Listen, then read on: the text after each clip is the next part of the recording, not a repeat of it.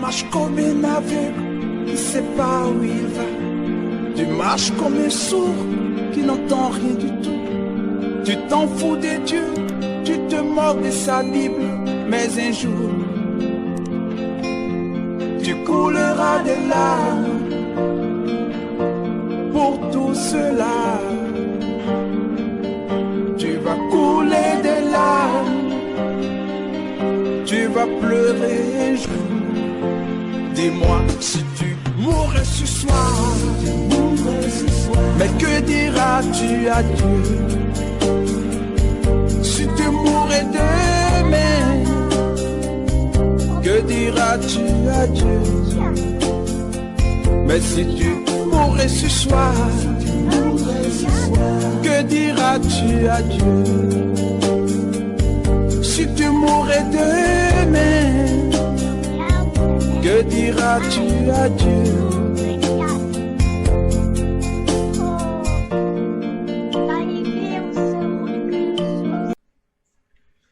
Alors, bien-aimés, nous voici de retour sur notre plateau. Nous allons évoquer la quatrième raison pour laquelle il y a enlèvement d'enfants ou de personnes dans le monde. La quatrième raison, c'est que les enfants sont enlevés dans le monde pour être emprisonnés dans des chambres secrètes de confréries occultes ou des églises sataniques, ainsi que dans les maisons des agents de Satan pour des pratiques pédophiles. Oui, je reprends. La quatrième raison pour laquelle les satanistes, les agents de Satan enlèvent les enfants dans le monde, c'est pour faire de ces enfants des prisonniers dans les chambres secrètes de leur temple occulte ou dans leur maison pour que ces enfants leur servent d'orgie sexuelle pour des pratiques pédophiles. C'est-à-dire, ces enfants seront utilisés comme des objets des orgies sexuelles. C'est-à-dire, les enfants seront utilisés comme des prostituées, qu'ils soient garçons ou filles. Les hommes, les satanistes vont coucher avec eux. Vous comprenez mon langage? Vont faire des rapports sexuels avec ces enfants. C'est pour cette raison, quel est l'objectif de la pratique pédophile? Frères, sœurs, dans le Seigneur, il y a des gens qui ont, on dit naturellement, cette passion de toujours coucher, faire des rapports sexuels avec les enfants. Je vous dis, c'est faux. Là, la médecine a menti, la science a menti. Parce que il n'y a pas en l'homme une seule faculté qui lui donne, qui donne cette passion-là de toujours coucher avec les enfants. Il n'y en a pas. Il n'y en a pas. Ce sont des démons. Ce sont des influences démoniaques qui poussent les gens à ces pratiques pédophiles. Alors, bien-aimés dans le Seigneur, les satanistes utilisent la pédophilie pour plusieurs buts, parmi lesquels le rajeunissement satanique ou occulte. Lorsque ces satanistes ou les agents de Satan couchent avec les enfants, ils aspirent les énergies des enfants ou leur vigueur juvénile. Ok, je répète. Parmi les buts, il y a le rajeunissement occulte pour absorber les énergies vitales ou la vigueur juvénile de ces enfants-là. Donc pendant qu'ils couchent avec eux, ils récupèrent leur force juvénile. C'est pourquoi si vous prenez 1 Roi, chapitre 1, le verset 1 à 4, vous allez voir que la Bible dit, lorsque David était vieux, avec les caprices de la vieillesse, ses serviteurs ont demandé à ce qu'on mette à côté de lui une jeune fille vierge pour qu'elle puisse réchauffer le roi. Mais comment la fille devait-elle réchauffer le roi? C'est au travers des rapports sexuels.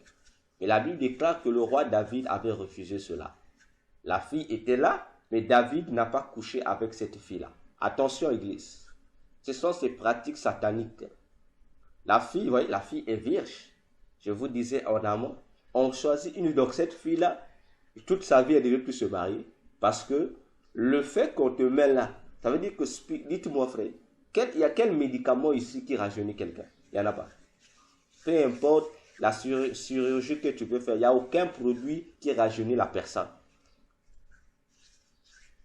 Il n'y a que les rajeunissements de manière satanique, parmi lesquels cette affaire-là, sucer la vigueur de la jeunesse. Donc, qu'est-ce qui se passe? C'est comme l'énergie. Donc, on aspire l'énergie d'une personne et la personne maintenant télécharge cette énergie dans de lui.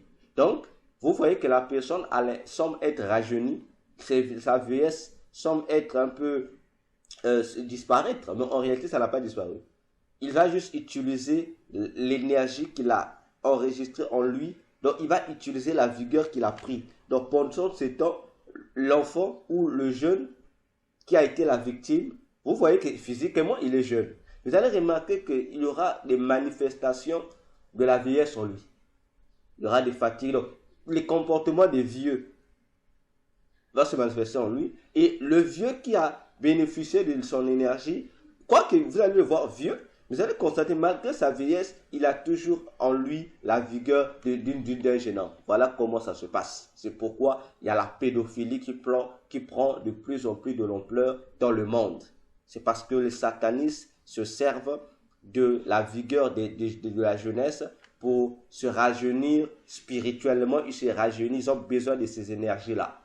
C'est pourquoi vous allez voir dans le monde aujourd'hui, surtout dans les confréries occultes, les vieux sataniques, les vieux francs-maçons, rosicruciens, sont à la conquête des jeunes garçons, des jeunes filles, etc., pour leur sucer. C'est dans ce sens-là. Deuxième raison, objectif, c'est pour augmenter. Donc, l'objectif de ce rajeunissement, c'est quoi? C'est permettre à ces agents de Satan d'augmenter leur puissance occulte. C'est-à-dire, comme je disais tantôt, il va maintenant travailler spirituellement avec les énergies de ces jeunes garçons ou de ces jeunes filles-là. Comment ça se passe?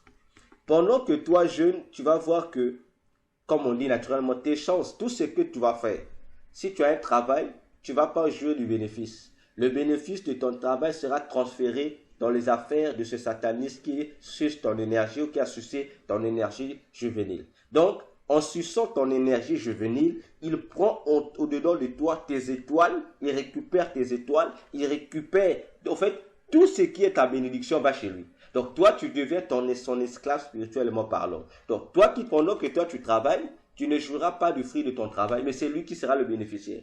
C'est comme si toi, tu deviens son serviteur. Tu travailles maintenant pour lui. Et c'est cette pratique que la plupart des satanistes du monde entier utilisent. Surtout ceux qui sont dans la politique. Les politiciens du monde utilisent cette tactique. C'est pourquoi vous allez voir que les politiciens, surtout en Afrique, c'est pourquoi vous allez constater qu'il y a une différence entre la jeunesse africaine et la jeunesse des autres nations. Pourquoi? Parce qu'en Afrique, la plupart des politiciens, des partis politiques, n'est-ce pas, font quoi? Ils utilisent cette pratique-là pour sucer la vigueur de la jeunesse. Vous voyez que les jeunes d'Afrique sont comme en retard par rapport aux jeunes des autres continents. Pourquoi? Parce que chez nous, vous allez voir qu'il y a plusieurs partis politiques et ces partis politiques ont pour cible quoi? La jeunesse. Dans les médias, ils vous diront que la jeunesse, nous nous soucions de la jeunesse, l'avenir de demain, on doit faire ceci pour la jeunesse. Mais dans la pratique, c'est faux, c'est pas ce qu'ils font. Ils détruisent la jeunesse en utilisant quoi? La corruption. Vous voyez? Lorsqu'ils font leur propagande, leur meeting, on invite le plus souvent la jeunesse. On leur donne des t-shirts, on leur donne de l'argent, on leur donne ceci, des vivres et autres. Tout ça, c'est pour détruire la jeunesse parce que la plupart des biens, de l'argent, des vêtements, des t-shirts, des casquettes, ou tout ce qu'on donne à la jeunesse lors des meetings politiques, lors des méga-meetings, lors des élections, ce sont des objets sataniquement magnétisés. Autrement dit, envoûtés. Donc, toute personne qui prend ces choses-là, toute jeunesse qui se permet de prendre ces objets-là, sache que le fait que tu portes le t-shirt là, sache que le fait que tu portes la casquette, le fait que tu reçois cet argent, peu importe le montant, c'est quoi? C'est un échange commercial, un échange monétaire que vous faites. Donc, vous transférez à cet homme politique vos richesses, ce qu'il a besoin sur vous. Il choisit, il dit, bon, j'ai besoin de la vigueur. Donc, si c'est la vigueur passera dans son corps. Donc, ce que le politicien occulte, s'il te plaît, c'est que le politicien, donc, ce que le politicien occulte, ce dont il a besoin de récupérer dans la vie des jeunes gens qui vont recevoir ses biens, il va le récupérer. Donc, lorsque toi tu portes, sache que lui récupère. Lorsque toi tu utilises ton argent, il récupère. Bon, imaginons-nous un peu en Afrique, lors de ces meetings, des élections là. Vous voyez, c'est la même jeunesse qui va bouffer partout. N'est-ce pas? Donc, autant de politiciens auprès de qui ils vont percevoir l'argent, le t-shirt, si ces politiciens sont des satanistes, autant aussi on va récupérer leur vigueur. C'est pourquoi vous allez voir que la plupart de la jeunesse en Afrique ne sont que des coquilles vides. Ce sont des coquilles vides. Voilà comment on suce la vie, la vigueur des jeunes gens. Alors, comme vous allez voir, pendant que la jeunesse des autres continents sont conduits vers le développement, la jeunesse africaine est toujours là, bloquée dans un sous-développement. Vous pensez que c'est quoi? C'est ces affaires du transfert d'énergie de la jeunesse. Ok? Donc, eux, ils augmentent leurs chances. D'ailleurs, pour ne pas citer le nom des gens ici, il y a un politicien chez nous au Congo-Brazzaville. Ce politicien, en pleine élection, il est allé dans une circonscription donnée. Il a dit à la population qui était là. Il leur a dit ouvertement, ce politicien, il a dit à la population. Il dit, mais j'entends des bruits ici, les gens disent qu'on m'aime pas dans cette circonscription, que je ne serai pas voté. Il dit, mais il le dit direct, c'est direct. Tous sont là, les gens écoutent. Il dit, je vous informe, que vous votiez ou que vous ne votiez pas pour moi, je vous informe déjà que je suis d'office élu. Il dit, vous voulez savoir comment? Il le dit, ce politicien-là. Il le dit, mais chaque fois que j'organisais les meetings, lorsque je vous donnais l'argent, partagé, des t-shirts, il dit, c'était quoi? Il dit, vous croyez que je vous donne ça gratuit? Il dit, non, je vous donnais ça, j'achetais vos voix. Donc, le fait que vous êtes là, que vous allez le voter ou pas, j'avais déjà acheté vos voix. Donc, vos voix m'appartiennent déjà. Effectivement, imaginez-vous, toute la circonscription était contre cet homme. On est allé voter, mais cet homme est sorti. Il a dit, ça ne sera même pas l'affaire de tricherie. Non, il dit, j'ai déjà acheté vos voix. Effectivement, il est sorti le premier de sa circonscription, alors qu'il n'a pas été voté. Voyez-vous, le langage mystique, on vous dit, et c'est là où on nous amène en Afrique, la corruption. Vous allez voter, on dit, bon, donc on te donne 10 000, 5 000 pour que tu ailles voter. Mais spirituellement, on t'a volé, on a volé quelque chose en toi. Et vous êtes encore les premiers à pleurer en Afrique, n'est-ce pas? Non, les présidents sont mauvais. Mais c'est vous qui aidez les présidents africains à être mauvais en Afrique. Parce que eux, pour être de plus en plus mauvais, ils ont besoin de ta participation. Mais comment on te donne? On échange ta grâce, on échange ta bénédiction, on échange ton étoile contre l'argent que tu prends, contre la boisson qu'on vous donne, n'est-ce pas? Contre les t-shirts qu'on vous donne. Les mamans, les pains du 8 mars qu'on vous donne là, qui est devenu un culte aujourd'hui. Lorsque vous prenez les pas du 8 mars là, vous avez fait du 8 mars une fête. Sachez que la fête que vous fêtez là, dans le monde de Satan aussi, les politiciens ou les présidents de vos partis politiques vous donnent la danse parce qu'en retour, ils récupèrent vos vigueurs. Ils les récupèrent. Et au travers de vous, vous devenez pour eux comme des usines par lesquelles ils profitent aussi de prendre, d'utiliser vos enfants, votre descendance sans que vous vous en rendez compte. Maman africaine, ouvrez les yeux, prenez conscience. Ce n'est plus le temps d'être à la merci de ces politiciens sataniques. C'est le temps que vous soyez à la merci du Seigneur Jésus-Christ pour sauver vous-même et pour sauver aussi le reste de votre progéniture. Parce que trop c'est trop, trop c'est trop. N'est-ce pas? Alors, l'autre objectif c'est quoi? Le transfert de ces énergies par la pédophilie, c'est pour les agents de Satan lutter contre la vieillesse. N'est-ce pas? Comme le monde aujourd'hui veut fuir la vieillesse, on veut corriger Dieu. Satan a même inspiré des techniques scientifiques pour dire, voilà, on peut, pour éviter qu'on soit vieux, il y a maintenant des tactiques qu'il faut faire pour rajeunir les cellules qui ont vieilli. Frères et sœurs, ça, ce sont des mensonges du diable. Le problème du vieillissement, ce n'est pas le problème des cellules. C'est d'abord un problème spirituel lié au péché de l'homme. Que tu le veuilles ou pas, même si tu fais 1000 fois ces pratiques qu'on va te donner, tu finiras par vieillir. Le diable est un trompeur. Alors, d'autres agents sataniques font quoi? Ils sortent, ou ils couchent, ou ils créent des systèmes de relations amoureuses entre vieilles personnes et jeunes filles, ou vieilles dames et jeunes garçons. On vous dit l'amour n'a pas d'âge, faites attention, nous sommes d'accord. L'amour n'a pas d'âge, mais dedans aussi, la plupart de ceux qui le font, ils ne font pas ça par amour, mais ils font ça par intérêt satanique. Ils sucent ces jeunes-là. Vous me comprenez? Pendant qu'il sort avec le jeune homme ou la jeune fille, il suce. Vous allez voir que la jeune fille vieillit plus, mais le vieux reste toujours tel qu'il est. Il ne vieillit pas. Il reste toujours intact. Parce que spirituellement, il se nettoie. N'est-ce pas? Il se nettoie. Donc d'autres personnes ont des totems qui les sucent. Par exemple, chez nous, dans la tribu Vili, on a une pratique qu'on appelle le boa. Le boa qui te suce. Donc chaque matin, vous allez voir qu'il y a des femmes, le plus souvent qui se fait dans notre tradition Vili. Dans la tradition, il y a des femmes qui vont prendre ces totems-là. Donc elles ont un serpent qui les suce. Chaque matin, vous avez l'impression que la personne la brille. La personne semble ne pas vieillir. Parce qu'elle est de la même manière que le serpent se rajeunit en changeant de peau, de la même manière que ces personnes qui travaillent avec ce totem-là se rajeunissent également. N'est-ce pas? Et la plupart des gens qui utilisent ces pratiques-là de transférer leur vieillissement de chez la jeunesse, c'est quoi? Ce sont les rosicruciens, je vous le dis. Vous les jeunes garçons, vous les jeunes filles qui aimez toujours les gens qui roulent carrosse, je vous apprends. Lorsque tu vois un papa qui vient te chercher, toi jeune fille, refuse. Toi jeune garçon, tu vois une maman, même si c'est une directrice quelque part, qui t'a aimé, refuse. Je te dis refuse. Il y a des raisons qu'ils utilisent.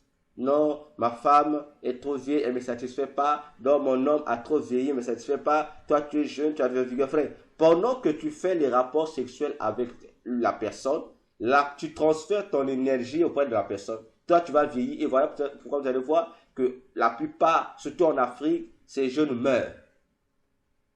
Or, en Europe, qu'est-ce qu'on fait? On suce l'énergie des jeunes gens. On ne les tue pas. En retour, on prend ces jeunes personnes, on les fait adhérer dans les pratiques occultes de ces vieilles personnes-là. Donc, ces personnes deviennent comme leurs parrains. Il dit, j'ai amené un nouveau disciple. Donc, en Europe, c'est plus l'option de parrain. Mais en Afrique, c'est moins de ces satanistes parrains amènent ces jeunes dans le cultisme. Mais le plus souvent, c'est pour t'utiliser comme un cobaye. Après, à la fin, on te tue. Voilà pourquoi vous allez voir, en Afrique, les jeunes sont en train de mourir bêtement. Je vous ouvre une parenthèse. Regardez en Afrique. Pourquoi en Afrique? Vous allez voir, les jeunes qui rentrent dans la franc-maçonnerie meurent rapidement par rapport aux vieux. Vous voyez, quelqu'un qui est jeune, il adhère à la franc-maçonnerie, mais il fait juste quelques années, il meurt. Mais les vieux qu'il est venu trouver sont toujours vivants. Réfléchissez. Je vous dis, réfléchissez. Pourquoi? Parce que actuellement, dans la franc-maçonnerie, il y a un principe. Les vieux francs-maçons, qu'est-ce qu'ils font? Ils vont auprès des jeunes. Ils vous convainquent pour vous amener dans la franc-maçonnerie pour être eux-mêmes vos parrains. Or, ce que les jeunes viennent découvrir plus tard, c'est déjà trop tard. C'est quoi? Dans cette alliance qu'il fait avec vous, lui, il vous amène, il vous fait faire des vœux. Déjà, lui, dans la franc-maçonnerie, il dit déjà que je vais amener quelqu'un et la personne que je vais amener sera pour moi un fils et il sera aussi mon serviteur qui va faire des sacrifices à ma part. Donc, lorsqu'il te parraine là, sache que le principe spirituel satanique veut que par rapport aux vœux, toi, tu sois son serviteur. Donc, désormais, chaque fois que lui aura besoin de faire des sacrifices, lui-même, ton parrain n'ira plus faire les sacrifices, n'ira plus tuer les gens. Non, c'est toi maintenant qui vas aller tuer les gens à sa place. Donc, mais les gens que tu vas tuer où? Si le sataniste là, le franc-maçon là, lui dit bon, il faut que tu sacrifies tant de personnes dans ta famille. Lui, il va plus sacrifier dans sa famille. Il vient te dire, toi sacrifie, prends dans ta propre famille, toi qui es mon fils que je viens de parrainer, dans ta famille, j'ai besoin de tant de personnes, il faut que je sacrifie. Tu vas le faire. Mais si tu ne le fais pas, toi tu dis, mais c'était pas comme ça, on ne s'est pas entendu comme ça. C'est là où on voit, comme tu as refusé, ça veut dire c'est toi pour sacrifier. Voilà comment ça se passe actuellement dans la franc-maçonnerie, raison pour laquelle la plupart des jeunes qui rentrent dans la franc-maçonnerie sont en train de mourir. Pourquoi? C'est parmi ces raisons-là. Moi-même, je suis victime de cette approche-là. Parce que j'ai rencontré ces francs-maçons qui me l'ont dit. Qu'il faut que tu entres, on va te parrainer. On m'a dit tous les tralala que je voulais écouter. Je leur ai dit, allez dire ce beau discours aux ignorants. J'ai été dans ce monde occulte. Ce que vous dites, je sais ce qui va se passer. J'ai dit non. Et on m'a dit, comme tu as dit non, tu resteras toujours pauvre. J'ai dit, je préfère mourir pauvre avec Jésus que mourir riche avec Satan. Parce que je connais la réalité qui va se passer après. C'est pour te dire aussi, mon frère, ma soeur, toi qui brûles d'avoir d'argent, je préfère que tu meurs pauvre, que tu rentres dans ces choses-là. Ça va te coûter cher. Et au final, à moins que cela ne soit pas trop tard, sinon tu vas aussi perdre ta propre vie. En réalité, Satan va tout te prendre. Donc, pour te dire, bien-aimé, faisons attention. Autre but pour lequel il y a la pédophilie dans le monde, c'est quoi? C'est pour permettre aux satanistes de faire quoi? De renforcer leur virilité sexuelle. C'est pourquoi vous allez voir, la plupart des satanistes qui sont dans cette option de la sexualité aiment faire les rapports sexuels avec les jeunes filles vierges. Réfléchissez. Et il y a aussi des individus abominables qui sont les chefs coutumiers ou les rois d'Afrique.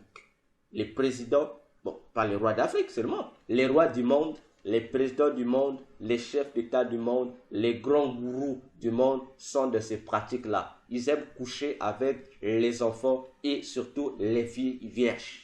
Et je vous apprends, même les grandes personnalités que nous élevons dans le monde, comme étant les soi-disant défenseurs de la paix et de la liberté dans le monde, nous les acclamons, on dit ce sont des bonnes personnes.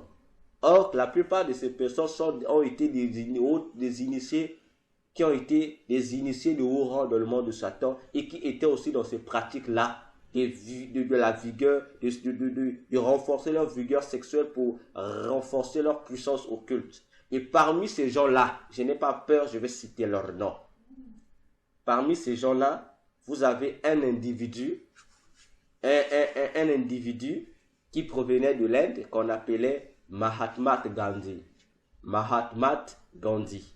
Vous avez sûrement entendu déjà parler de cet homme-là qui avait l'apparence d'un vieux inoffensif qui parlait toujours de la non-violence.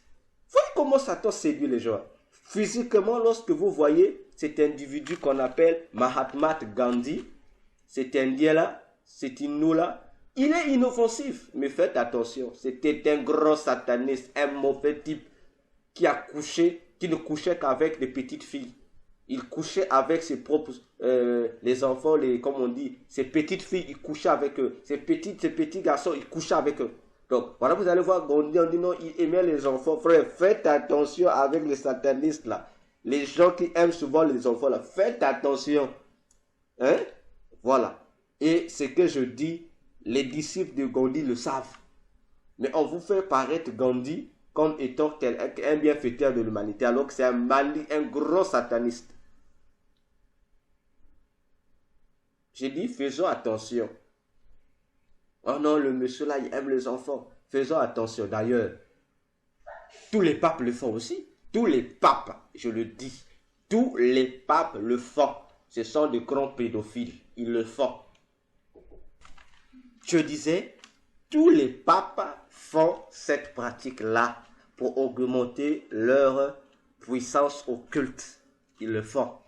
Ce n'est pas étonnant, vous remarquerez même pendant leur sortie, leur visite, les papes ont souvent l'habitude d'embrasser les petits enfants. Ça ne vous étonne pas. Vous croyez que c'est un jeu? Je le dis ouvertement, les papes le font. La plupart des gourous le font. La plupart des chefs d'État le font. Hein? Voilà. Lorsque vous entendez un chef d'État a effectué un voyage dans telle ville, dans tel pays autre, frère, vous savez ce qui se passe là-bas, là où il est logé. Cherchez les gardes des présidents, je dois vous dire. Je ferme cette parenthèse-là pour vous dire, faisons énormément attention avec ces pratiques satanistes de kidnapping des enfants. C'est pourquoi je vous ai dit là dernièrement, si votre enfant a été kidnappé, priez d'abord sur cet enfant avant de l'amener à l'hôpital. Ok? C'est pourquoi plusieurs de nos sœurs ont aujourd'hui des problèmes, des complications pour enfanter. Pourquoi? Parce que la plupart qui ont fait des rapports sexuels avec les agents de Satan ont subi ces choses-là. Il y a des sémentes de Satan qui ont été laissées, il y a d'autres dont les matrices sont transformées dans le monde de Satan. Donc il y a plusieurs réalités là. C'est pourquoi le démon d'octobre est aussi parmi les démons qui favorisent la stérilité dans le monde. Donc faisons très très attention avec ce que je suis en train de vous dire. Alors, bien-aimés dans le Seigneur, l'autre but pour lequel les enfants sont utilisés par les satanistes dans la pédophilie, c'est pour que ces enfants soient pour eux leurs esclaves sexuels. Donc, ils utilisent leur appétit sexuel sur ces enfants. Voyez comment Satan rend les gens bêtes. Comment les grandes personnalités du monde, les autorités du monde gaspillent la jeunesse. Gaspillent la jeunesse. Comment les pasteurs satanistes gaspillent la jeunesse. Vous prenez un enfant qu'on croit dans son pays, être disparu, porté disparu. Non, cet enfant a été enfermé dans la maison du président même qui dit non, moi j'aime le genre de la paix. Alors que c'est le président là qui a kidnappé cet enfant-là, qui l'a mis dans ses chambres secrètes pour assoupir ses désirs sexuels, couche avec cet enfant. Et la femme du président est au courant. Le procureur qui a fait, il vient dans le tribunal pour vous tromper, non, la famille, non, on va rechercher, mais le procureur sait où est passé l'enfant, on ne vous dit pas. N'est-ce pas? Faites attention. Un autre objectif encore, c'est quoi? C'est pour utiliser ces enfants comme des actions de grâce. Je l'ai dit là-bas. Lorsque les satanistes font des rituels, il leur arrive de fois qu'ils sacrifient des enfants à leur divinité. Et ils font ce sacrifice d'enfants-là. Et les enfants sont sacrifiés. L'enfant kidnappé, on le sacrifie dans les hôtels sataniques. Ceux qui sont dans les loges occultes savent de quoi je parle. Ceux qui sont dans le fraternité occulte savent de quoi je parle. Et d'autres objectifs encore pour l'autre raison encore, la cinquième raison encore pour laquelle les enfants sont kidnappés, c'est dans le compte de l'alimentation pour que ces enfants soient utilisés comme les aliments que nous consommons dans nos marchés.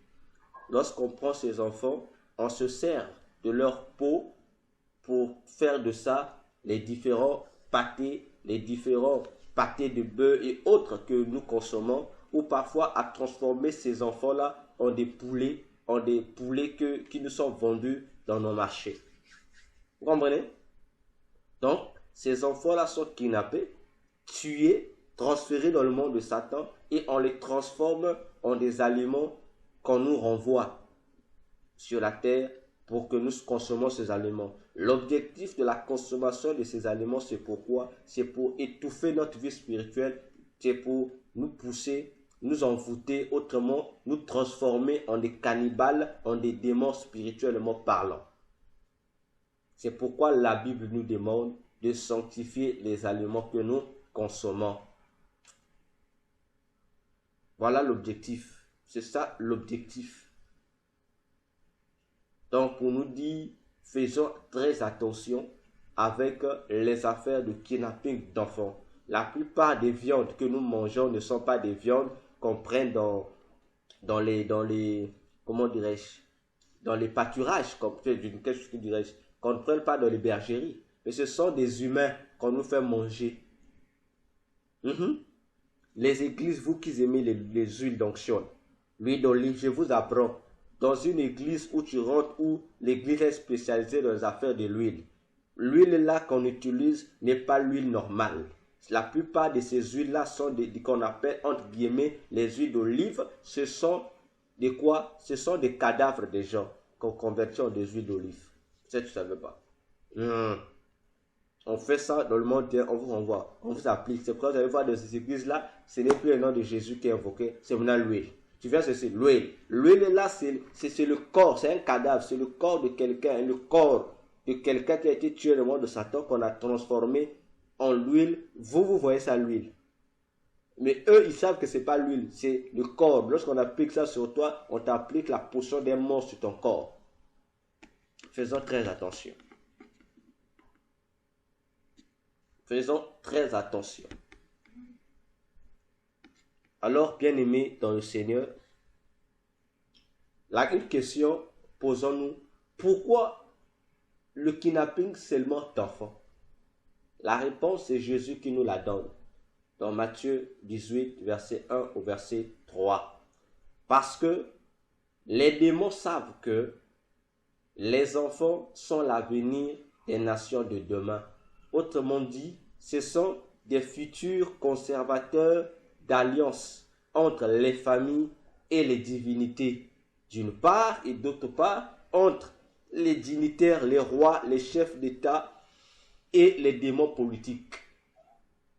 Ils savent, parce que Jésus a dit que les enfants sont l'emblème du royaume des cieux.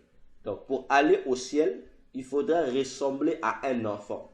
Vous voyez? Donc, les enfants sont l'emblème du ciel. Ainsi, comme Satan et ses démons sont contre le ciel, il doit donc dénaturer cet emblème des enfants. Donc, il doit donc utiliser les enfants pour que, au lieu que les enfants soient l'avenir de demain, mais que les enfants deviennent donc la destruction de demain. Vous comprenez? C'est pourquoi actuellement, depuis 2021, vous allez remarquer que l'accent de tous les politiciens, de toutes les organisations mondiales, internationaux, se braquent sur les enfants, si ce n'est pas sur les enfants, sur la jeunesse. Pour quelle affaire? Parce qu'ils ont compris que la mission divine maintenant réside dans la jeunesse. Ainsi, il faut donc faire de toutes les manières pour que la jeunesse mondiale soit corrompue, puisse passer à côté des prérogatives du Seigneur Jésus-Christ. C'est pour cette raison, vous allez remarquer même dans les églises, remarquez dans le monde entier, prenez les vieux et les jeunes, remarquez actuellement quelle classe Dieu utilise-t-il puissamment. Vous allez voir, ce sont les jeunes. Pourquoi? Parce que je cache le mystère. Dans une autre émission, je vous en expliquerai en détail. Pour dire que, actuellement, Satan aussi a compris. Comme lui, c'est le singe de Dieu. Lui aussi, il se sert de la même jeunesse pour égarer l'humanité. Remarquez dans nos nations. Combien y a-t-il de vieux et de jeunes dans le monde? Remarquez bien. Entre les vieux et les jeunes, lesquels sont plus nombreux? Lors des votes entre les vieux et les jeunes, lesquels qui votent le plus? Réfléchissons. Je vous invite, vous et moi, peut-être après cette émission, prenez le soin de réfléchir. Rentrons dans la profondeur de la phrase qui nous dit « La jeunesse est l'avenir de demain ». On n'a pas dit « La vieillesse est l'avenir de demain », non.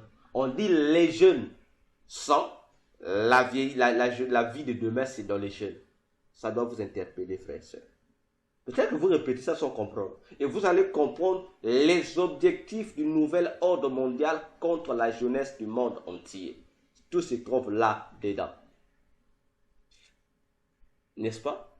Et pensez-vous aussi que c'est en vain que les nations aujourd'hui sont en train de faire une mutation de service en ce qui concerne la gouvernance des États? Qu'actuellement, nous avons des États, il y a une autre génération qui vient. La génération des vieux chefs d'État sont en train de quitter. Il y a maintenant la génération des jeunes chefs d'État. Donc vous croyez que les mutations viennent? Ah, réfléchissez, arrêtez de jouer aux ignorants. Demandez à ce président-là pourquoi il veut mettre à leur place leur fils au pouvoir. Posez-vous la question, parce que c'est une loi qui a été donnée dans le monde des ténèbres. Il faut laisser maintenant la gouvernance aux jeunes gens. Parce que entre les vieux et les jeunes, ce sont les jeunes gens qui vont faciliter l'acceptation de l'antichrist dans le monde. Voilà le mystère. Je répète, ce sont les jeunes gens. C'est la jeunesse qui va faciliter l'accès de l'antichrist dans le monde. C'est-à-dire, ce sont les jeunes gens, les jeunes leaders qui vont facilement préparer à l'antichrist sa proclamation officielle et son entrée officielle dans la scène mondiale. Je répète pour la troisième fois, ce sont les jeunes gens, les jeunes leaders, les jeunes politiciens, les jeunes chefs d'État, les jeunes rois qui vont faciliter les tâches à l'antichrist en poussant l'humanité entière d'accepter, de reconnaître l'antichrist comme le véritable messie du monde. Ce sont les jeunes. C'est pourquoi il faut que la génération des vieux soit derrière. Les vieux sont là derrière pour pousser les gens. Réfléchissez maintenant, Église. Je vais revenir dans la Bible parce que Salomon a dit, il n'y a rien de nouveau sur terre. Ce qui était, c'est ce qui est, ce qui est, c'est ce qui sera. Donc, remarquons dans la Bible. Lesquels ont tué Jésus? Remarquez bien. On dit les chefs du peuple, c'est-à-dire les chefs religieux et les chefs des familles, les anciens du peuple. C'était des vieux. Hein? Les chefs, c'était des vieux. Mais pour voter l'acceptation ou non de la mort de Jésus, les vieux là, on dit aux jeunes, on dit au peuple maintenant, à la foule, aux jeunes, là on dit, dites, crucifiez-les. Pourquoi les vieux savaient qu'ils n'avaient pas le pouvoir? Parce qu'ils étaient minoritaires. Ils savent que dans la population, il y a plus de jeunes. Donc les jeunes sont majoritaires. Or, vous le savez aussi bien que moi. En ce qui concerne les votes, c'est la majorité qui l'emporte, n'est-ce pas? Les vieux intimident les jeunes pour que les jeunes acceptent. Et les jeunes ont dit oui. Et les vieux ont dit, comment ils ont introduit les jeunes? Ils ont dit, nous acceptons que le sang de cet homme tombe sur nous et sur nos enfants. Ah, vous comprenez, Église? Faites attention.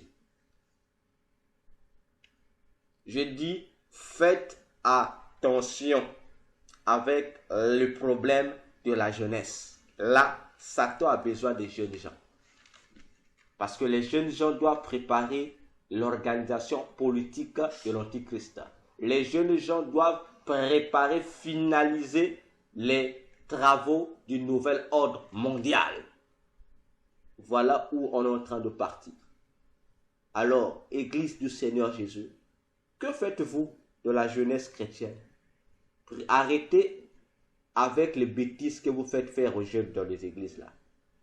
C'est le temps de former les jeunes à être des soldats pour Christ.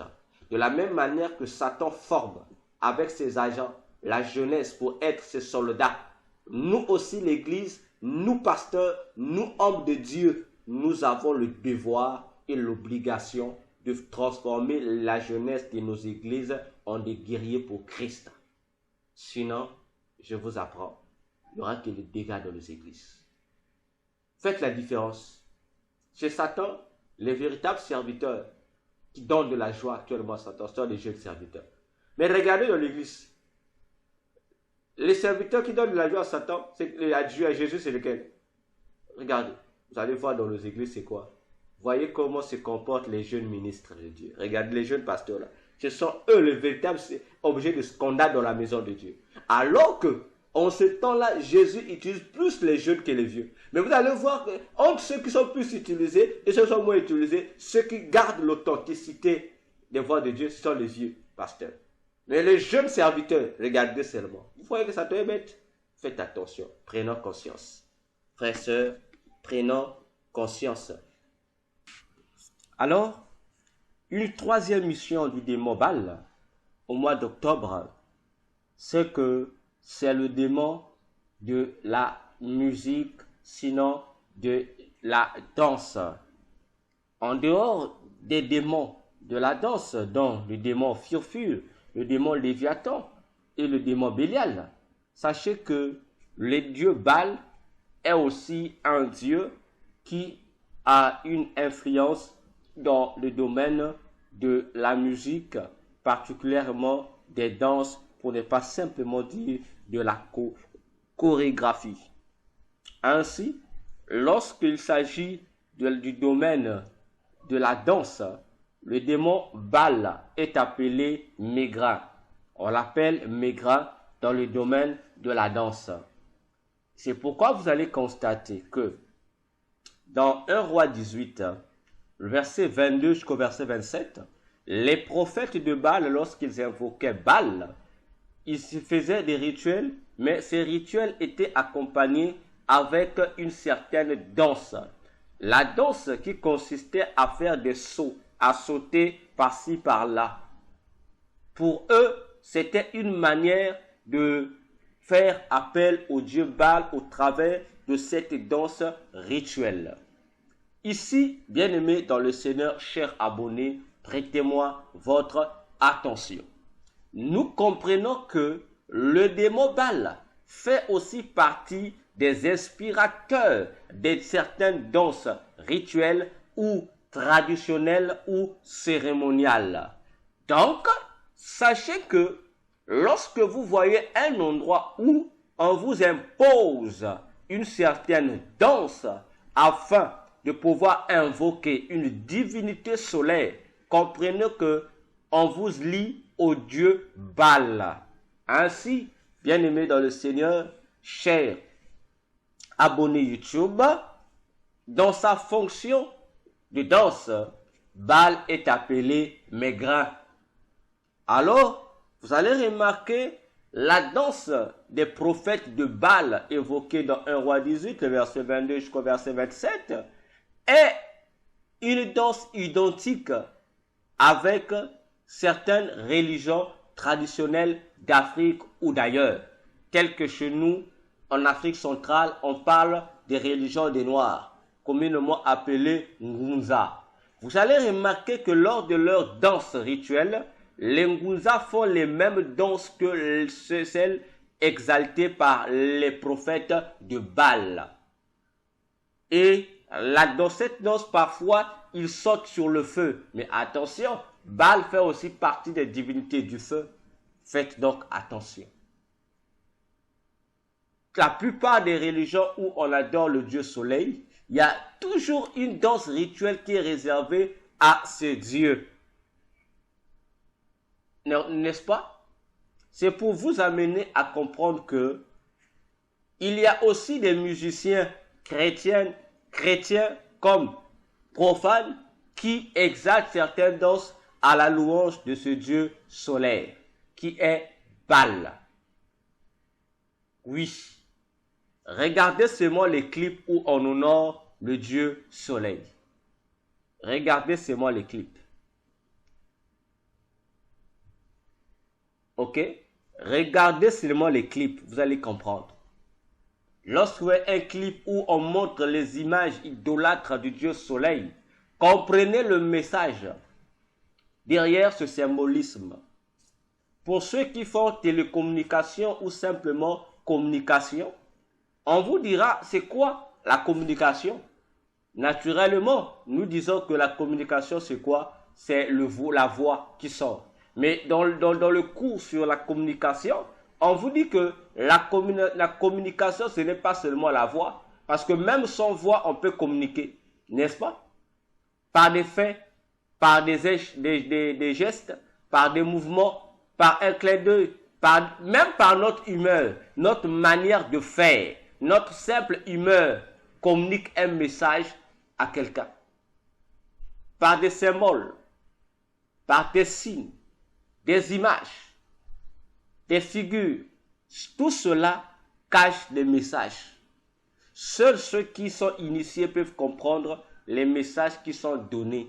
C'est pour cette raison, vous allez voir dans certains clips chrétiens comme profanes, il y a des musiciens qui dansent pour le dieu Baal. Oui, il y a des musiciens qui dansent à l'honneur du dieu Baal. Ok? Vous allez remarquer une chose. Parmi les clips, je vais donner le clip chrétien. Parmi les clips chrétiens, vous allez voir que la plupart des clips chrétiens dont les musiciens sont dans la franc-maçonnerie, ils font aussi le culte du dieu solaire, du dieu Baal.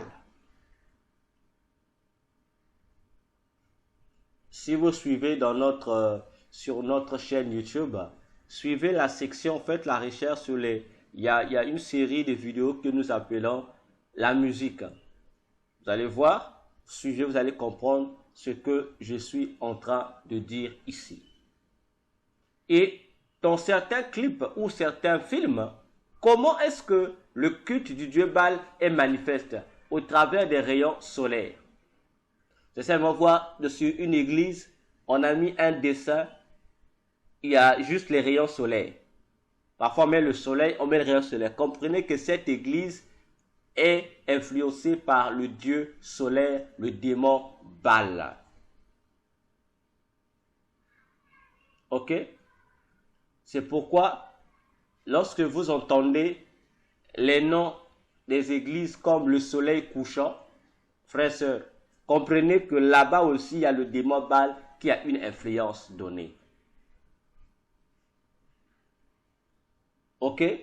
C'est pourquoi je vous disais dernièrement, la danse de la secte appelée Luzolo Amour du fameux grand maître Guy-Émile Lefoy-Sétikwabo appelé Dombadj est une danse parmi les danses avec lesquelles les divinités solaires sont vénérées. Donc, faisons attention avec les musiques que nous écoutions. Faisons attention avec les chansons que nous écoutions. Parce que le Dieu Soleil, il est là. Au mois de décembre, vous allez l'adorer encore par la fête de Noël. Il sera aussi adoré. Parce qu'en décembre, et les chrétiens et les païens, vous allez adorer, parce que vous allez fêter Noël, non? N'est-ce pas? Vous allez l'adorer aussi. Vous allez l'adorer. Pour vous dire, Église, prenons conscience. Alors, parlons de une quatrième mission encore du dieu Baal. C'est que le dieu Baal, c'est le dieu de l'orage et du feu. Comme je le disais tout à l'heure. Donc, vous allez voir que lui aussi gère l'orage et le feu. C'est pourquoi vous allez constater que dans certaines églises où on utilise les bougies, je l'ai dit dans les émissions précédentes, ne mettez pas pied dans ces églises. Lorsque tu vas voir un homme de Dieu qui te présente pour prier, mais qui te demande d'allumer une bougie, frère et sœur, peu importe les théories qu'il va te dire, fouille, parce que cet homme-là travaille aussi avec l'onction des démons solaires, du démon Baal.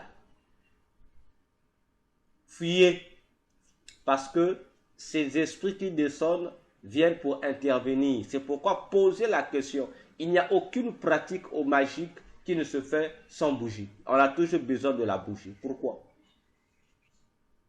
Bougie, le feu. Pourquoi? Même en plein jour, il y a le feu, on allume des bougies. Frère, soyez intelligents. Jusqu'à quand on va continuer à vous aveugler?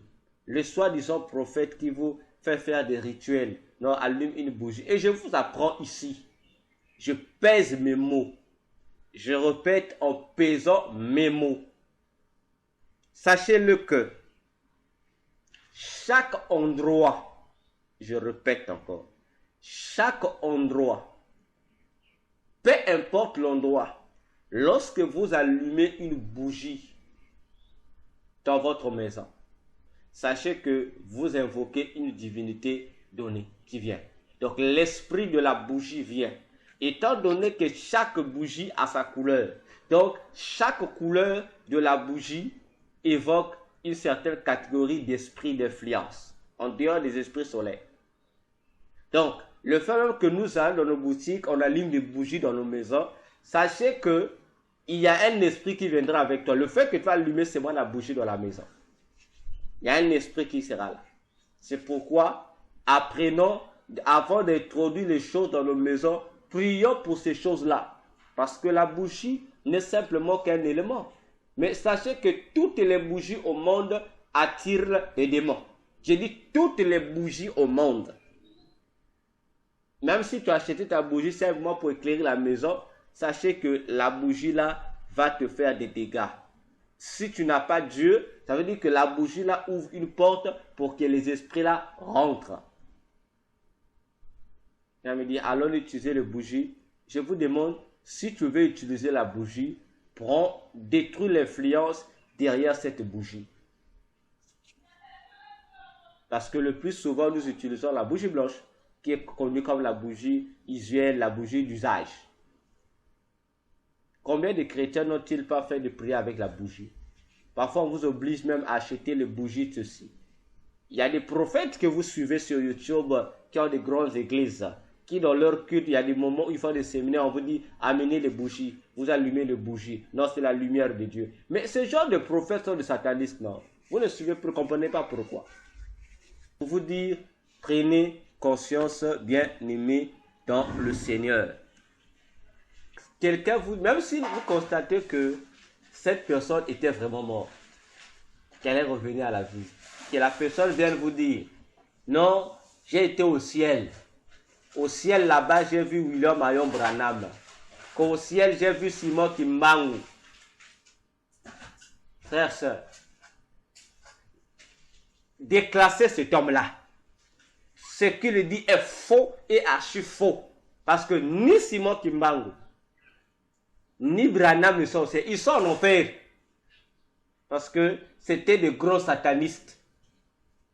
Donc voilà pourquoi même je m'étonne. Lorsque j'écoute quelqu'un témoigner, j'ai été au ciel, j'ai vu Branham là-bas. Frère, je ris.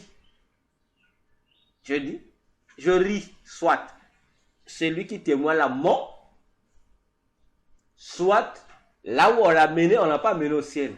On l'a mené vers les autres univers de Satan, que la plupart confondent. Je vais encore vous donner un autre signe pour comprendre que la plupart des gens qui viennent témoigner du ciel mentent. Ou c'est vrai, ils ont eu à visiter le ciel, mais pour se faire valoir, ils ont ajouté des éléments faux dans leur témoignage afin de donner plus de valeur à ce témoignage-là, au lieu de rester dans le témoignage. Vous allez remarquer. Faites un constat, je vous dis ces constats-là. Vous allez remarquer le faux témoin. Vous allez voir que lorsque une autre personnalité meurt, par exemple, meurt ou une personne est morte, si vous voyez que la plupart de ces témoins-là viennent vous dire, voilà, j'ai la vie en enfer. Frère, soeur, c'est-à-dire, je m'explique. Je prends un cas simple. Dernièrement, j'ai appris la mort de la reine Elisabeth II. Dernièrement. Maintenant, si vous voyez quelqu'un, quelques jours après la mort de cette reine-là, quelqu'un qui vient témoigner, dire que voilà, je l'ai vu en enfer. Et si parmi les personnes, si c'est ça des personnes qui ont déjà commencé de faire des témoignages, j'étais aussi en enfer, et que lorsque la reine là est morte et vient vous dire non, je l'ai vu en enfer, comprends que la personne là, que ce soit femme ou homme, son témoignage est faux. Je vous dis que ce témoignage est faux. Et vous qui, bon, c'est pas mauvais, mais lorsque vous suivez ces différents témoignages des expériences du ciel ou de l'enfer, frères, sœurs, ne suivez pas ça aveuglement et à vos côtés la Bible. Parce que la plupart des gens qui viennent faire ces témoignages-là mentent. Je vous dis, ils mentent. Je suis certain, mais je sais que là, il a menti. C'est faux. Parce que vous, quand vous êtes aveuglé, vous ne suivez pas. Voilà pourquoi on vous ment, on vous trompe. Il y a certaines choses qu'on vous dit, voilà au ciel, qui n'existent pas au ciel. Quelqu'un qui vous dit, j'ai été au ciel, j'ai vu des gens qui étaient tristes au ciel. J'ai vu Marie était au ciel, était triste, parce que sur la terre, les gens l'adoraient.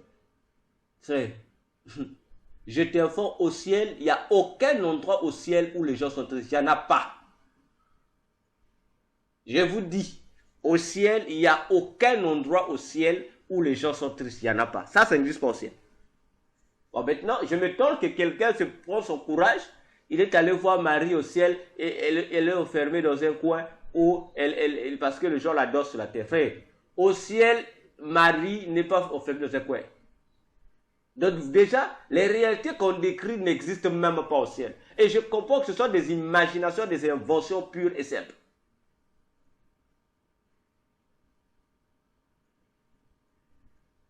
Je vais encore vous donner un deuxième signe pour connaître un faux témoignage. Lorsque vous voyez quelqu'un qui vient vous donner un témoignage, pour vous dire, bon, j'ai été au ciel. Et regardez ce menteur. Lorsqu'il est au ciel, il vous cite les noms des gens qu'il a vus au ciel. Et faites le constat. Je répète, faites le constat. La plupart de ceux qui viennent vous parler des gens qu'ils ont vus au ciel, ils vous citent les mêmes personnes. J'ai vu Alain Moloto au ciel. J'ai vu l'apôtre Adi Nabala au ciel. J'ai vu le pasteur Jacques Vernon au ciel. Mais pourquoi tout le monde ne voit que les mêmes personnes, frère? Attendez, soyons sérieux. Donc, lorsque Jésus vous amène au ciel, donc il vous fait que voir les mêmes personnes. Réfléchissons. Donc, au ciel là-bas, en dehors de ces personnes qu'on vous fait voir de votre pays là. Donc, il n'y a pas d'autres personnes. Il n'y a que eux, frère, église. Parmi ces gens-là, il y a ceux qui disent vrai, il y a des autres qui mentent, qui viennent que copier les témoignages des autres pour se faire valoir. Troisième preuve. Remarquez ces personnes, lorsqu'ils parlent de leur expérience pour l'enfer. Pourtant, ils citent les noms des gens qu'ils ont vus au ciel. Lorsqu'ils arrivent en enfer, ils ne veulent pas citer les noms. Non, je ne cite pas les noms. Non, c'est quelqu'un, frère. Comprenez que la personne là ment. Dites-lui que le docteur Vérancé a dit tu mens. Parce que si tu ne mens pas, cite tous les noms des personnes que tu as vues en enfer. Pourquoi les cacher? Puisque Jésus t'a amené là-bas pour voir afin d'avertir l'humanité. Bon, les gens du ciel, tu cites. Tu arrives, les gens de l'enfer, tu ne cites pas. Au contraire, nous, on avait même besoin que tu ne nous cites pas les gens qui sont rentrés au ciel. Que tu nous cites les noms de ceux qui sont rentrés en enfer. Parce que ceux qui sont rentrés en enfer sont donc des mauvais repères, des pièges pour les vivants. Parce que si les vivants les suivent, ils risqueront de conduire les vivants vers eux. N'est-ce pas?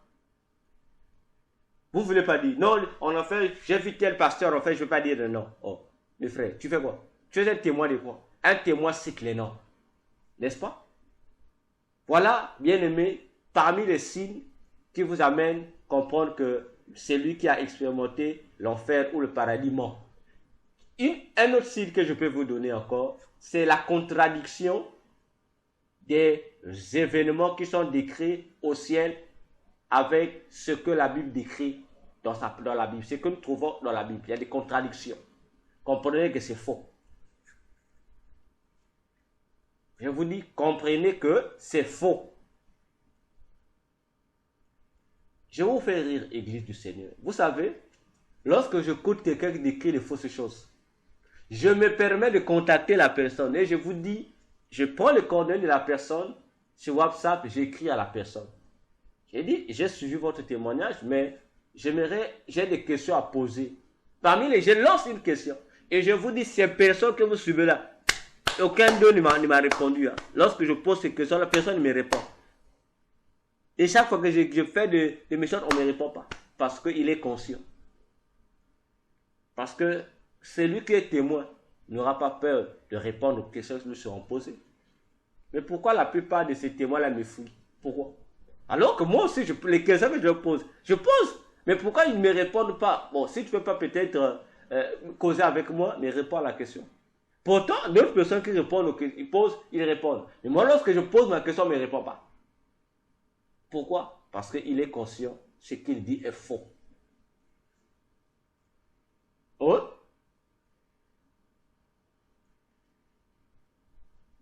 J'entends ici des témoignages que ceux qui meurent, si un chrétien meurt avec des dettes, il ne va pas au ciel. Frère, voilà encore un gros mensonge. J'ai vu en enfer, les chrétiens qui sont retournés en enfer parce qu'ils avaient des dettes sur la terre. Ah. Mais, Église, pourquoi vous moquez de Jésus à ce point?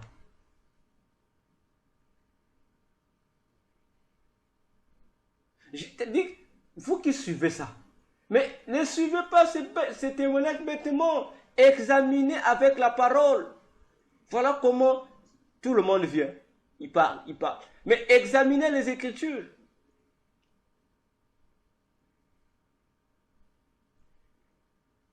Pour vous dire, faites attention. Et j'ai encore dit ici, et je le répète encore, haut et fort. Lorsque vous voyez quelqu'un qui dit être allé au ciel, qui est revenu sur la terre, qui vous dit que les femmes qui ne mettent pas le foulard n'iront pas au ciel.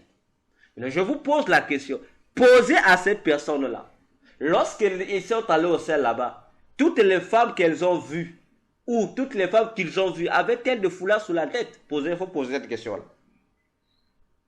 Lorsque vous voyez quelqu'un qui a dit visiter le ciel, et revenir pour vous dire, toutes les femmes qui prêchent iront en enfer. Ils vont pas au ciel. Pose-leur la question. Il faut leur poser la question. Lorsque vous étiez au ciel, Jésus ne vous a-t-il pas montré des femmes prédicatrices ou des femmes ministres? Il faut leur poser la question. C'est là où vous allez comprendre, hein, certaines choses qui sont dites sont fausses. Certaines choses qu'on vous raconte dans ces témoignages-là sont des choses fausses. Maintenant, je vais vous faire encore rire, Église. La femme qui vient vous témoigner que les femmes qui ne mettent pas le foulard ou au ciel, Jésus lui a dit que toutes les femmes qui prêchent n'entreront pas au ciel. Que Jésus, il paraît, n'a pas donné à la femme un ministère pour prêcher. Maintenant, pose à cette femme-là. Elle qui vient témoigner, faire son témoignage partout au monde, là, qu'est-ce qu'elle fait? Elle dit non, moi je ne témoigne pas, je ne prêche pas, je témoigne. Frère, écoutez, arrêtez-nous les bêtises. Parce que il y a des choses parfois les gens ne comprennent pas. Les apôtres de Jésus faisaient quoi? On dit ils prêchaient, non? Jésus a dit aller prêcher, n'est-ce pas? Mais comment l'apôtre Jean a-t-il appelé cette prédication qu'eux prêchaient? Il dit c'est le témoignage de leur part. Ils font quoi? Ils témoignent ce qu'ils ont vu et entendu. Mais ce qu'ils témoignent qu'ils ont vu et entendu, c'est quoi? C'est la prédication que les apôtres ont prêché, non? Le témoignage, lorsque quelqu'un témoigne, il dit ce qu'il a vu.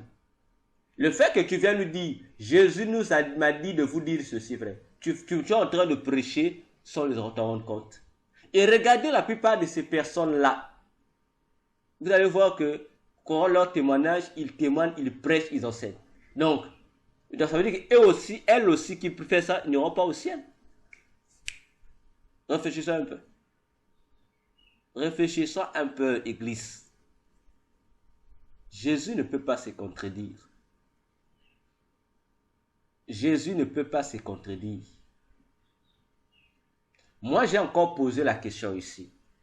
Demandez à tous les satanistes au monde, des convertis comme les non-convertis. Nous avons des hommes de Dieu, des frères et des sœurs qui étaient dans le monde de Satan, qui sont devenus des chrétiens. Moi, je vous ai dit, posez la question à tous ces satanistes, à tous ces ex-sorciers, à tout ce monde du corps de Satan, ceux qui sont convertis et ceux qui sont encore dans le monde de Satan. Je vous avais dit, et je répète encore la question. Il faut leur poser la question. Y a-t-il une seule loi de Satan qui indique que une femme qui prêche ou une femme ministre de Dieu, elle est abominable ou elle fait partie de Satan? Je vous avais posé la question. Posez la question aux satanistes. Posez la question à ceux qui étaient dans la sorcellerie. Est-ce que, au corps de Satan, comment Satan considère-t-il les femmes qui prêchent ou les femmes qui sont ministres? Satan dit que c'est un péché ou pas. Il faut leur poser la question. Maintenant, ramenez-moi les réponses. C'est tout. Voilà comment de fois, lorsque le docteur Véracité vous enseigne, vous parle, les gens me trouvent étrange. Parce que je rencontre dans les enseignements chrétiens des enseignements qui n'existent pas au ciel. Même en enfer, ce n'est même pas reconnu. Mais on fait avaler cela. Par rapport à quelle base? Pour vous dire, Église, faisons attention. Je ferme cette parenthèse. Voilà pourquoi vous allez constater, en ce qui concerne l'invocation ou la prière avec les bougies ou le feu, c'est de l'occultisme pur et simple. Donc, toute église où on vous impose la prière avec la bougie, frère, c'est l'église de Satan. L'entité qu'on va invoquer, l'esprit qui sera invoqué, ce n'est pas l'esprit de Dieu, c'est un démon. Je vous dis, c'est un démon. Posez-vous la question. Tout le long de l'histoire d'Israël, en aucun endroit, Dieu a dit à Israël de prendre le chandelier comme le symbole du judaïsme. Ça n'existe pas. Dieu n'a jamais dit ça. Mais aujourd'hui, lorsqu'on parle du judaïsme, on symbolise le judaïsme par le chandelier à cette lampe. Mais cette doctrine vient d'où? C'est de la Kabbale, ça n'a rien à voir avec Dieu. Aujourd'hui, vous allez voir, lorsqu'on parle du christianisme, on représente le christianisme par la croix. Ça vient du satanisme. Ça ne vient même pas de Jésus. Jésus n'a jamais dit qu'il faut représenter son église par une croix. Ça n'existe pas. Ça n'existe nulle part. C'est faux. Ce sont des lois sataniques. Et je vous ai dit, ici, dans nos émissions, que tout endroit où il y a la croix, ça sert de porte dimensionnelle à tous les esprits. Ils peuvent rentrer par cette porte pour aller dans leur monde. Donc ça leur sert de passe. Je dis dans tout endroit où on met le symbole de la croix. Donc si tu vois une église et le symbole de la croix, sachez que cette église-là est perméable au passage des démons. Donc, faisons très attention avec la manipulation des démons. Faisons, je répète, très attention avec la manipulation des démons. Je vais encore vous aider. Dans l'ésotérisme, chaque élément, il y a ce qu'on appelle les 4 éléments de la nature. Le feu, l'air, l'eau et la terre. Dans l'occultisme, chacun de ces 4 éléments sont symbolisés par des couleurs, par des métaux ou par un animal. Alors, les divinités solaires, qui sont représentées par le feu, ont la couleur or. En ce qui concerne l'animal, on le présente sous la forme du bélier ou la forme du lion. Ok? C'est pourquoi vous allez remarquer, dans certaines églises, vous rentrez, vous verrez, on met seulement le symbole du lion. Comprenez que cette église-là travaille avec les démons solaires. Si on met le bélier, comprenez aussi que cette église travaille avec les esprits solaires. Si vous rentrez dans une église où vous voyez que cette église-là, la plupart des choses sont en or, comprenez que cette église travaille avec les démons solaires. Voilà les codes que je vous donne. Oui, faites attention. Pour vous dire, bien-aimés dans le Seigneur, Jésus nous aime. Il veut nous éviter des pièges. Faisons attention. Si tu vois que quelqu'un pour prier t'impose des rituels, non, prier, il faut, mettons ceci, on aura besoin de l'huile. Frère, faites attention avec des pratiques qu'on vous fait faire. Non, le sel, faites attention, église. Faites attention. Demandez simplement que vous avez besoin de Jésus dans vos prières. Jésus seul. Comment les hommes de Dieu aujourd'hui sont incapables de prier Jésus seul comme l'a fait Jésus lui-même et les apôtres pour simplement maintenant associer. On prie Jésus, on doit l'associer avec l'huile. On prie Jésus, on doit l'associer avec le sel. On prie Jésus, on doit l'associer avec de l'eau. Frère, c'est où ça? C'est écrit où dans la Bible? Dites-moi, c'est écrit où dans la Bible? Ce sont des pratiques fétichistes, de la cabale pure et simple qu'on injecte dans les églises. Donc toi, tu penses que tu viens prier, mais le pasteur qui est là, qui est sataniste, au fait, il t'a attrapé, comme on dit. Tu as fui le caïman dans l'eau, tu as fui le caïman dans l'eau, mais tu fuis auprès du serpent qui se trouve dans la forêt. Tu n'as rien fait. Tu as fui Satan, mais tu vas encore te vautrer encore de plus belle entre les mains de Satan. Toute église où tu vois, on a mis la photo du pasteur. Frère, sors. Je répète. Toute église où tu verras qu'on a mis dans l'église la photo du pasteur, sa photo sort. C'est une église de Satan. Je vais vous aider pour aider les frères qui ont posé la question comment reconnaître les églises de Satan. Toute église où tu rentres, tu vois, il y a un symbole occulte. Ne réfléchis pas. Même si le pasteur te dit non, Dieu m'avait révélé, frère, ne réfléchis pas, sors. C'est l'église de Satan. Toute église, frère, sœur, où tu rentres, où tu vois que le pasteur commence à te parler des expressions bizarres, la visualisation, la pensée positive. Il te commence à te parler des pratiques qui sont liées au fonctionnement de ton cerveau. Frère, sors, le pasteur là, l'église là appartient à Satan. Oui. Sors, je dis sors, l'église là appartient à Satan.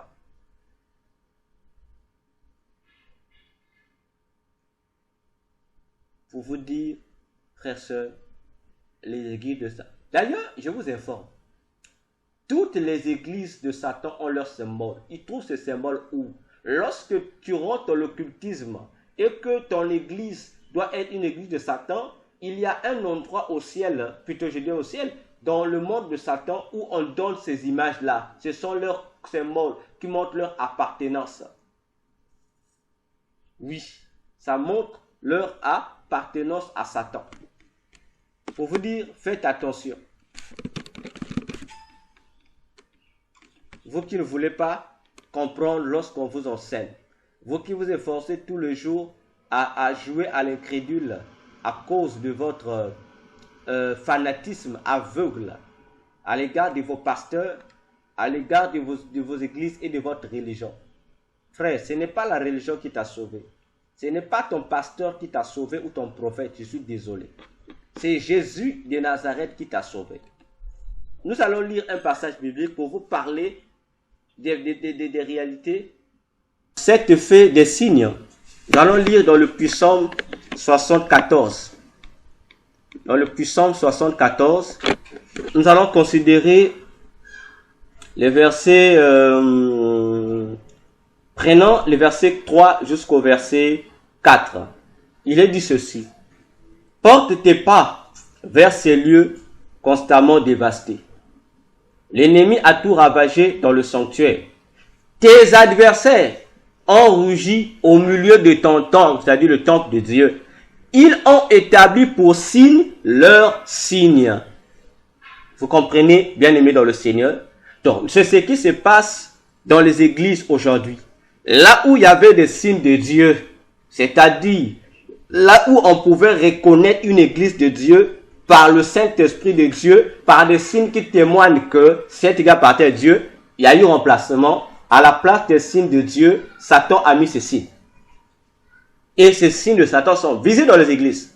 Mais malheureusement, les chrétiens fanatiques, aveuglés spirituellement, ne veulent plus reconnaître même les signes visibles de Satan. Pour défendre, au lieu de défendre Jésus ou la parole de Dieu, on défend maintenant les pasteurs et les fausses doctrines des pasteurs. C'est pourquoi, bien aimés, c'est ici que s'achève cette étude sur les missions du démon d'octobre. Que Dieu vous bénisse. Commentez la vidéo, partagez-la massivement et que Dieu soit avec nous. Amen.